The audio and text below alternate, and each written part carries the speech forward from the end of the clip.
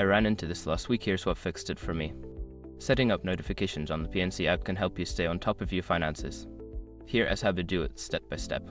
Step 1. Open the PNC app. Launch the PNC mobile app on your smartphone. Make sure you are logged into your account to access all features. Step 2. Access settings. Once you're logged in, navigate to the settings menu. This is usually found in the top left corner of the screen, represented by a gear icon. Step 3. Select notifications. In the settings menu, look for the notifications option. Tap on it to view all available notification settings.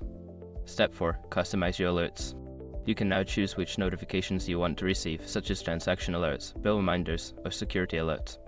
Toggle the switches next to each option to enable or disable them. Step 5. Save your preferences. After customizing your alerts, make sure to save your changes. Look for a Save or Done button at the bottom of the screen. If you forget this step, your preferences won't be updated. Now you're all set to receive notifications from the PNC app. This will help you keep track of your finances more effectively.